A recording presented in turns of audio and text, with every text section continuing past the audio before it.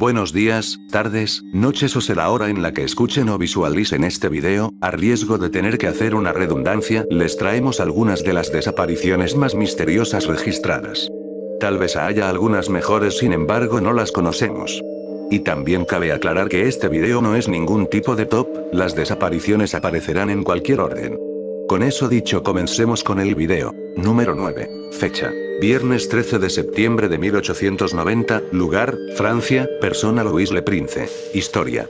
Louis Le Prince es conocido hoy en día como el pionero o el genio tras la creación del séptimo arte, y me refiero al cine. Le Prince tiene el honor de ser un genio a su propio estilo, es una lástima que no se lo recuerde por eso, sino por su extraña desaparición. Ocurrió en Francia, en Burgos. Le Prince tenía la intención de visitar a su hermano que estaba en Dijon, sin embargo tanto como Le Prince y su equipaje jamás llegaron a Dijon. Lo curioso de esto es que muchas personas aseguran haberlo visto subir al tren, pero nadie dice haberlo visto nunca más. Lo extraño no es que desapareciese, ya que motivos había de sobra, como por ejemplo, estaba en bancarrota y su única carta de triunfo era su nueva cámara que sería presentada por él mismo en Estados Unidos. De algún modo se había hecho de grandes enemigos, como el propio Thomas Edison. El misterio aquí no es el por qué, sino el cómo lo hizo.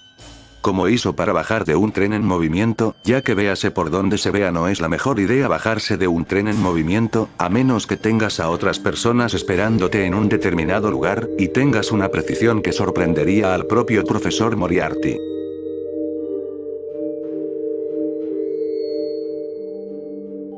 Antes de pasar al siguiente lugar, les contaré una historia de terror corta. Se podría decir que esto es un pequeño corte entre los relatos, o también que esto es un pequeño bonus. Se dice que si miras tu reflejo en un espejo, por un lapso de 6 horas, luego de esto tu reflejo te sonreirá, sin que tú hagas nada. Número 8. Fecha: 1 de febrero de 1995, lugar, Cardiff, Gales. Persona: Richie James Edwards. Richie Edwards, músico y guitarrista de una banda de rock, que ahora ya no es tan conocida como en su tiempo por su música, sino por su extraña desaparición. Richie formará parte del grupo rock Manic Street Preachers, muy conocido durante la década de los 90. Richie fue declarado muerto oficialmente el 23 de octubre del 2008 por el gobierno británico. El 1 de febrero de 1995, él junto a sus colegas tenía programado viajar a los Estados Unidos. Sin embargo, Richie jamás se presentó en el lugar. El joven guitarrista desapareció sin dejar rastro, y al decir sin rastro me refiero también al hecho de que luego de desaparecer el 17 de ese mes se encontrara su auto, pero encontrarlo no fue más que una mera broma del destino, ya que no daba ningún indicio de su dueño. A sus 27 años de edad, Richie sufría demasiados trastornos físicos y mentales, tenía serios desórdenes alimenticios, era alcohólico y las drogas no hacían que su situación mejorara mucho, tenía tendencia a lastimarse o lesionarse, por lo cual se dedujo que se pudo haber suicidado, ya que el lugar donde encontraron su auto se lo conoce como el último refugio del suicidio. En cuanto a su banda, se podría decir que mejoraron aún sin Richie. Dato curioso: al igual que muchos artistas desaparecidos o muertos, se dan testimonios de que lo han visto en distintos lugares del mundo, ya saben, como Elvis. Una niña le decía a su madre con cierto tono de voz aterrado repetidas veces: mamá, mamá, mi muñeca me pidió jugar a sacarme los ojos y dárselos a ella. Número 7. Fecha: 23 de noviembre de 1953. Lugar: Sault Ste. Marie, Michigan. Personas: el teniente primero Felix Moncla, piloto, y el teniente segundo Robert Wilson. ¿Se sabe de antemano o se cree con certeza de que los extraterrestres existen? ¿O acaso creíste que éramos los únicos en este enorme océano llamado universo? Lo que no se sabe es si están aquí o no. Lo que les voy a contar es posible que no pase más allá de una mera conspiración que alguien inventó en su tiempo libre. No obstante, creo que se merece el beneficio de la duda. Según dice la frase, es verdad hasta que se demuestre lo contrario, pero aquí no se tiene pruebas ni de lo uno ni de lo otro. Los operadores de radar del Comando de Defensa Aérea en Sault Ste. Marie, Michigan, captaron un blanco inusual cerca de Solox. La respuesta de la Fuerza Aérea no se hizo esperar, mandando un F-89C Escorpión a revisar el área donde se detectó el extraño blanco. No obstante, y para desconcierto de los que operaban en la base, vieron por medio del radar que tanto el objeto desconocido como el avión que tripulaban el teniente primero Félix Moncla y el teniente segundo Robert Wilson, en cierto punto chocaban o se encontraban. La Fuerza Aérea intentó en múltiples ocasiones comunicarse con el avión, pero no tenían ningún tipo de respuesta, así que rápidamente dedujeron que el avión fue destruido junto con sus pasajeros. Al día siguiente se buscó cerca de las coordenadas exactas donde se recibió el último indicio del avión. No pasó mucho tiempo antes de que llegaran a una extraña sorpresa: no encontraron ni al avión, ni a los tripulantes y mucho menos al extraño objeto que surcaba por los cielos de Solox. Un dato extra es que tanto Estados Unidos y Canadá buscaron el avión por mucho tiempo sin ningún tipo de éxito. Se teorizó que el avión pudo haberse estrellado en un lago que estaba cerca del lugar. La teoría fue rápidamente desechada ya que ambos tripulantes tenían chalecos salvavidas y aun si no hubiesen salido del avión a tiempo, hubiese por lo menos un rastro de los restos del objeto.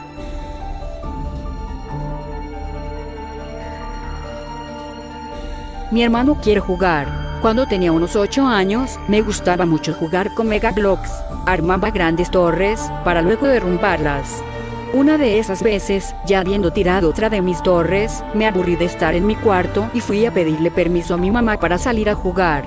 Ella me dijo que me dejaría una vez que recogiera los bloques que había dejado en el piso. Entonces yo me giré para regresar a mi cuarto, pero me detuve porque mi hermano, de 5 años, estaba en mi cuarto, recogiendo los juguetes por mí. Había encendido la luz, estaba callado y se veía muy concentrado en lo que hacía. Volteé con mi mamá otra vez y le dije: mi hermano ya lo está haciendo por mí. A lo que ella se asomó, observó mi puerta muy desconcertada por un par de segundos y dijo: ahí no hay nadie. Tu hermano está afuera, jugando. Volví a mi cuarto y vi que, en efecto, no había nadie. Ahora la luz estaba apagada y los juguetes seguían en el suelo. Sí se me hizo extraño, pero debí ignorarlo, recoger y simplemente salir. Número 6. Fecha: el 9 de febrero de 2004. Lugar: Ruta 112 en Aberdeen, Nueva Hampshire. Nombre: Maura Murray. Maura Murray era una estudiante de enfermería que tenía 22 años de edad, que estudiaba en la Universidad de Massachusetts Amherst. Ese día tanto los maestros como amigos de Murray recibieron un muy extraño correo, dando una excusa de que tenía una emergencia familiar, que por eso debía tomarse un tiempo libre para resolverlo. Sin embargo, en la trayectoria del camino tuvo un accidente de tránsito, exacto en la ruta 112 en Aberdeen. Hasta aquí se lo podría catalogar como un accidente. Aquí viene el pero al llegar las autoridades al revisar al lugar del accidente no había rastros de la chica. Tal vez crean que se fue y ya. Sin embargo, sus cosas seguían en el auto y luego de un accidente de tránsito no es una buena idea salir sin ayuda de nadie más, sin mencionar que estaba nevando ese día. Después de buscarla por mucho tiempo nunca la encontraron. Y por cierto, el mensaje que les dejó a sus profesores y amigos era una mentira. La familia no tenía ninguna emergencia o algo por el estilo. Aquí un par de datos curiosos del caso: en el año 2012 se subieron algunos vídeos a YouTube de un usuario que cerró su canal. El usuario 112 Dirtbag subió 3 vídeos casi en las fechas del aniversario de la desaparición de Maura Murray, y con diferentes pruebas se le cree el culpable de la desaparición de la chica, ya que en uno de sus vídeos se ve el lugar donde se encontró el auto de Maura Murray. El otro dato curioso es que hay un libro de este caso titulado True Crime Addict. No puedo recomendarlo ya que no lo he leído. Eran las 2:46 am. Desperté hace poco en medio de la noche. Todo estaba tranquilo, mis perros dormían y no entendí por qué me había despertado de repente. En ese momento vi una silueta parada junto a mi cama. No era una silueta negra como siempre se cuenta, esta estaba hecha de pequeñas grecas que se movían formando una silueta humana. Parpadeé confundida, creí que eran mis ojos que se acababan de despertar, pero la silueta continuaba moviéndose por dentro. Pasaron algunos minutos y la silueta no hacía nada más que mantenerse fija frente a mí, así que busqué mi celular para iluminar mejor y cuando lo encontré, la silueta ya había desaparecido. Hasta la fecha no tengo la menor idea de qué fue lo que pasó, pero estoy segura de que estaba completamente despierta. Eran las 2:46 am. Número 5. Fecha: 1 de diciembre 1949. Lugar: Monte Glastonbury, en Vermont. Persona: James Tedford. James era ex soldado. El señor Tedford desapareció mientras se encontraba en el interior de un autobús en movimiento. Los demás pasajeros testificaron que lo vieron en el autobús, pero para cuando este llegó a su última parada en Bennington, James Tedford había desaparecido. Sin embargo, no era la única desaparición registrada en ese lugar, ya que en años posteriores se ganó ese lugar el título de Triángulo de Bennington, entre los años 1945 a 1950. Fue la época más oscura para este lugar. Aquí van algunas desapariciones del lugar con sus nombres y fechas. Henry McDowell, fecha 1945. Media Rivers, fecha 12 de noviembre de 1945. Paula Weldon, fecha 01 de diciembre de 1946. Paul Gibson, fecha 12 de octubre de 1950. ¿Y qué opinas de este lugar? Otro triángulo interesante. Un hermano grande y la esposa. Un día cuando tenía unos 16 años y estaba con mi familia terminando de cenar, todos se quedaron en el comedor, pero yo quise subir a ver la tele. Cuando iba subiendo las escaleras sentí una mano enorme y la esposa que me jaló del tobillo e hizo que me cayera. Grité y todos vinieron, yo estaba llorando como loca, mi papá buscó por todos lados y no había nada. Nos subimos al cuarto y de la puerta se veía hacia la calle. En la esquina vi una mujer joven con una bata blanca y con el cabello largo y rizado, pero no se le veían los pies, era como si estuviera flotando. Pegué un grito de terror, no sabía qué pasaba, pero mi hermana mayor corrió, me abrazó y me dijo que ella también la había visto. Me quedé dormida llorando. 12 años después sigo subiendo las escaleras de mi casa corriendo. Jovitz Payam de Segoviano. Número 4. Fecha: 5 de noviembre de 1872. Lugar: 400 millas al este de las Azores. Personas: tripulación del Mary Celeste. El Mary Celeste zarpó del puerto de Nueva York con destino a Génova con un cargamento lleno de alcohol industrial. Casi un mes después se vio a la nave a la deriva 400 millas al este de las Azores. El capitán del barco que la vio, David Morehouse, notó algo extraño en la forma en que navegaba y envió a su primer oficial y a un pequeño grupo a investigar. A bordo del Mary Celeste descubrieron una escena desconcertante: un barco con una vela, pero ni un alma a bordo. No había señales de lucha y entre los suministros había alimentos y agua para 6 meses. Casi todos los 1.701 barriles de alcohol parecían intactos. Pero el bote salvavidas había desaparecido, al igual que la mayoría de los papeles del barco y varias herramientas de navegación. El grupo que lo abordó también encontró 2 escotillas abiertas y 3 pies de agua en la bodega. Sin embargo, el barco básicamente estaba en buenas condiciones de navegabilidad. La última anotación en el registro del capitán se había hecho 10 días antes. El primer oficial de Morehouse navegó con el Mary Celeste a Gibraltar y el propio Morehouse reclamó más tarde los derechos de salvamento de la nave.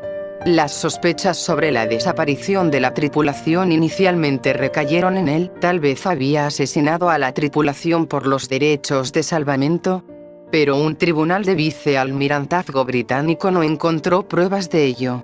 No obstante, Morehouse recibió un premio relativamente bajo de rescate, tal vez debido a las persistentes sospechas sobre su participación. Muchos investigadores creen que la tripulación abandonó el barco deliberadamente, ya que el bote salvavidas parecía haber sido soltado de forma intencionada y no arrancado por una ola.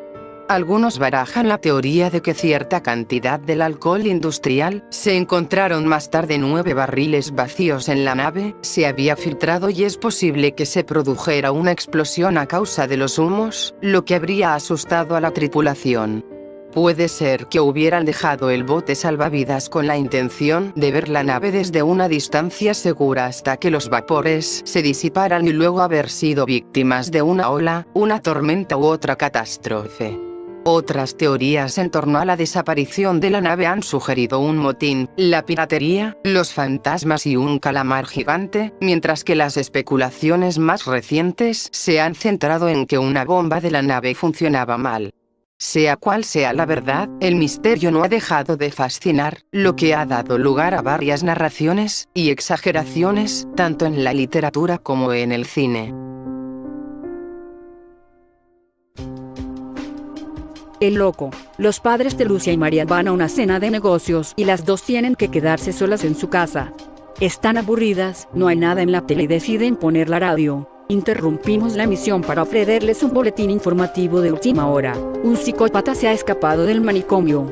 Es muy peligroso, así que les recomendamos que tomen precauciones. María y Lucia, ya cansadas, se van a dormir, pero se olvidan de algo muy importante: cerrar muy bien las ventanas. Se van a la cama sin ninguna preocupación, puesto que no le hicieron mucho caso a las noticias. Por la noche las despertó un suave golpeo, pero no le dieron mucha importancia. Se pusieron a leer y el ruido se hacía cada vez más fuerte. De repente, María oyó un fuerte grito en la habitación de Lucia y el ruido desapareció a lo lejos. María se acercó a ver qué pasaba y encontró a su hermana pequeña degollada debajo de la cama con una nota que decía: si se hubiese subido al armario no le habría pasado nada. Desde entonces se dice, o por lo menos eso he oído, que el loco sigue suelto buscando la siguiente víctima.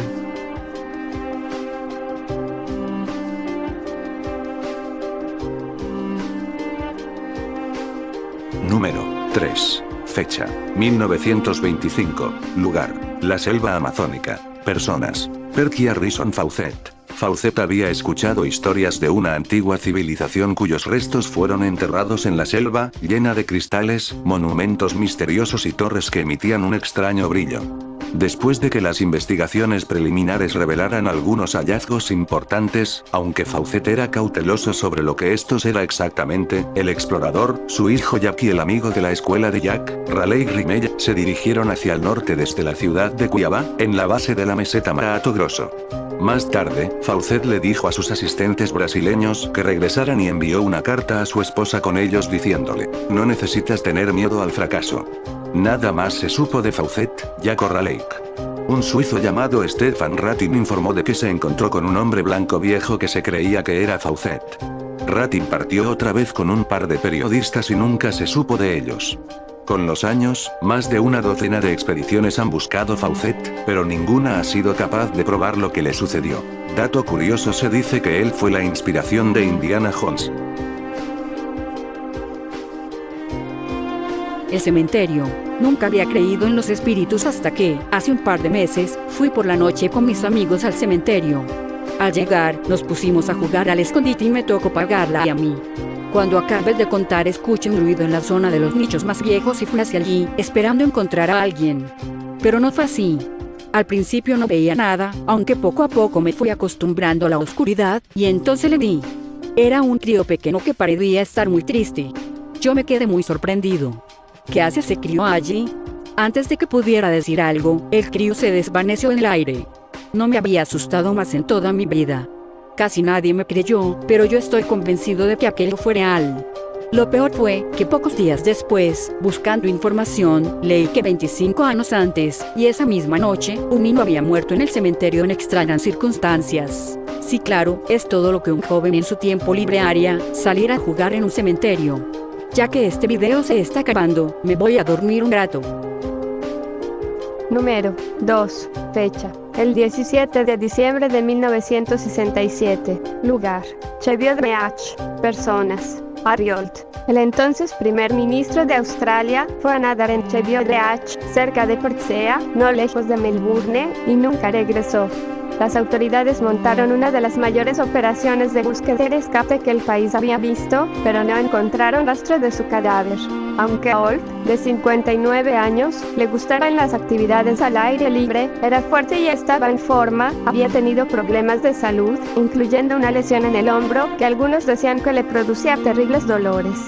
También se había desplomado en el Parlamento a principios de año, quizás a causa de una enfermedad del corazón. Luego está el hecho de que Cheviot-Beach era conocida por sus mareas. Sin embargo, la falta de un cuerpo ha despertado teorías de la conspiración durante décadas. Algunos dicen que Holt estaba deprimido en aquel momento y pudo haberse suicidado. Otros dicen que fue asesinado por apoyar la guerra de Vietnam, o pudo haber sido secuestrado por un submarino chino soviético, o por extraterrestres, por supuesto. Número 1. Fecha hasta ahora. Lugar: Great Isaac Kai, personas. Hasta ahora, en uno de ellos, en el siglo XIX, el único sobreviviente fue un niño. Y de acuerdo a los cuentos de marineros locales, en las noches de luna llena se puede ver en la isla el fantasma de su madre, conocida como la Dama Gris, gimiendo de dolor. Faro 3. Estas leyendas no espantaron a los fareros, que por décadas cumplieron su tarea a rajatabla. Pero en cierto momento, se verificó un hecho que dejó atrás todos los cuentos de fantasmas. Como siempre, la realidad superó a la ficción. Luego de recibir varios informes sobre luces erráticas en la zona de la isla, los guardacostas intentaron comunicarse sin éxito con la dotación del faro, compuesta por 2 hombres. En vista de ello, enviaron un buque a investigar, que llegó a la isla el 4 de agosto de 1969. Lo que encontraron al llegar dejó mudos a los guardacostas. La dotación del faro había desaparecido sin dejar rastro. Tanto ropas como pertenencias y alimentos se hallaban en su sitio, pero no había señal alguna de los 2 hombres ni pista de lo que pudo haberles sucedido. Inmediatamente empezaron a llover rumores y las especulaciones. Hay quien dice que la Oficina de Inteligencia Naval despachó un equipo de tareas bastante heterogéneo al lugar, el cual habría incluido a algunos científicos y oficiales del área de tecnología extranjera, léase, los que estudian ovnis. Aunque puede que no sea tal misterio, si bien es cierto que el 4 de agosto de 1969 los guardacostas encontraron la isla desierta. Cuando uno mira la lista de huracanes de 1969, el huracán Ana, el primer huracán de 1969, pasó lo suficientemente cerca de la isla Great Isaac Kai para causar una meteorología muy peligrosa para esta isla tan pequeña. Las fechas en que el huracán pasó la región de las Bahamas fueron el 1 y 2 de agosto. Por el 4 de agosto, el huracán se desvió hacia el Océano Atlántico y el clima habría servido para explicar por qué el faro estuvo intermitente esos 2 días durante el huracán. Los alrededores están abiertos al público, aunque las escaleras interiores del propio faro han sido eliminadas para bloquear el acceso al interior de esa estructura. Con la desaparición de los fareros, la isla perdió sus 2 últimos habitantes. Nadie vive ahora allí. Aunque la colección de ruinas de los edificios abandonados de Great Isaac Kai es un destino popular para los navegantes. Al parecer, el faro ha sido repintado y volvió a encenderse en algún momento en 2008-09, a pesar de que la linterna permanece en malas condiciones, faltándole la mayoría de los cristales.